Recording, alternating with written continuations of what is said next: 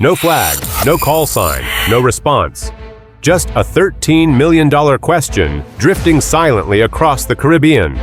Who owns this ghost ship, and what's hidden inside? The USS Gravely moved in, fully armed and ready for anything, because these vessels rarely come empty.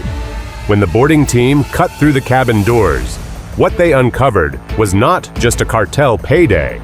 It was evidence that could dismantle networks far beyond the horizon. Before we move on, please take a moment to subscribe to the channel and like the video. A vessel drifting with no flag and no radio signal sends warning bells across naval channels, because silence at sea is rarely innocent. In a busy ocean, most ships broadcast their identity, course, and purpose. When a boat does the opposite, it doesn't just vanish from the system. It marks itself out as suspicious. The ocean is too vast for random encounters to be taken lightly, and every watch officer knows a ship that hides its identity has something to protect or something to hide. That's why when radar showed a slow-moving vessel in international waters, stripped of markings and ignoring calls, the USS Gravely treated it as a threat long before a single weapon was drawn. These types of unmarked craft are often called ghost ships. They are deliberately altered to erase who owns them, where they came from, or where they're headed. Hull numbers are painted over, flags are taken down, and satellite trackers are removed. Some even carry false registries that can be thrown overboard at a moment's notice. To anyone patrolling the sea, these ghost ships are not mysteries for long. They are red flags, flagged with silence. What makes them so dangerous is not just what they carry, but also what they could be.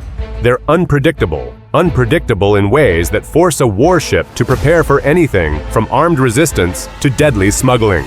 To the untrained eye, a calm morning with a boat bobbing gently in the water looks harmless.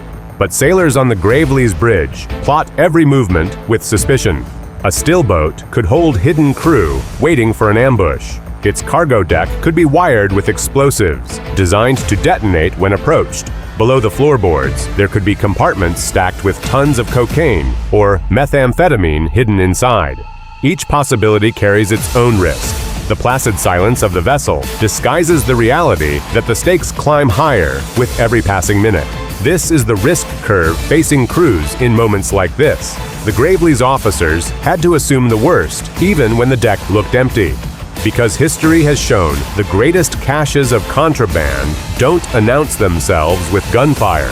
They sit concealed behind bulkheads, wrapped against salt and water, daring the Navy to get close enough to check. Large-scale seizures look deceptively routine at first. It's not the chaos of bullets, it's the unnerving emptiness, the unsettling thought that the most dangerous part is exactly what you don't see. Think of it like arriving at a border crossing and finding a car with no license plates idling, engine running, driver nowhere in sight. You don't expect a commute, you expect trouble. That's how a ghost ship looks to naval patrols. Trouble waiting to reveal itself. Which is why the Navy follows strict VBSS procedures, short for visit, board, search, and seize. These guidelines dictate every move, how close the destroyer positions itself, how fast the rigid hull boats deploy, how the sailors raise weapons but keep them tight against their shoulders until fired upon. There is no room here for improvisation. A single mistake could cost lives. When the order to board came down, the Gravely's small boats hit the water in seconds. The teams fanned out, weapons up, eyes fixed on the vessel's hatches. The tension wasn't drama for them, it was survival. No one knew whether they'd find contraband, hostages, or a fight. All they knew was to move steady, follow protocol, and stick to training. The silence hung heavy until boots touched the deck. That is when the so-called emptiness gave way to the true face of the operation.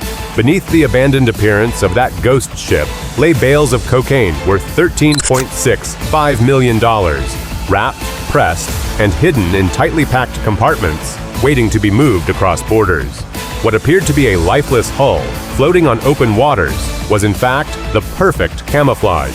And once the threat was uncovered, the challenge only shifted because securing the evidence without sparking violence would be every bit as difficult as spotting the ship in the first place.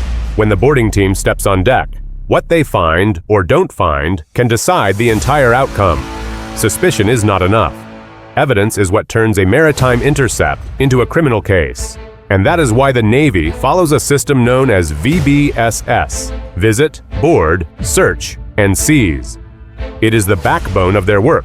The destroyer's crew may spot a ghost ship on radar, but until a boarding detail picks through every compartment with method and patience, nothing can be proven. Each sailor knows they are not just searching for hidden cargo. They are also building a case that prosecutors will one day argue in court. Every step must be as precise as any courtroom rule. The process starts slowly. The first sweep is about safety, checking for threats, hidden passengers, or anything booby-trapped. A cabinet door could conceal more than documents. A sealed hatch could be rigged with wires designed to trigger an explosion when forced. Even a small slip of the hand could change the deck from a search into disaster. Once the vessel is secure, the harder work begins. Sailors work through each space in pairs, one watching the corners, the other digging into compartments that smugglers often alter with secret bulkheads, welded panels, or concealed storage units buried beneath floorboards. That is when the gravest suspicions start to take shape. On this particular vessel, the team uncovered tarps stretched tight across stacks of objects. The bundles underneath were dense, heavy for their size, and wrapped in multiple layers to survive saltwater. Triple-wrapped plastic, burlap sheaths, and waxed linings sealed each block. When cut open, every brick showed the same careful preparation. The packaging itself told a story, one of logistics and intent. These were not random goods tossed in haste. They were processed, marked, and organized in a way familiar to narcotics investigators. Cartel organizations frequently stamped their shipments with signatures of their own. Different colors, letters, or symbols, such as a painted S in green ink, identify ownership or origin. To them, a shipment this size is both a product and a message. Branding ensures the right network claims responsibility, and it signals quality assurance within the trade. For the boarding team, these markings do something more important. They tie the seizure back to established syndicates, providing proof that what looks like a few dozen bricks on a ship is part of something much larger.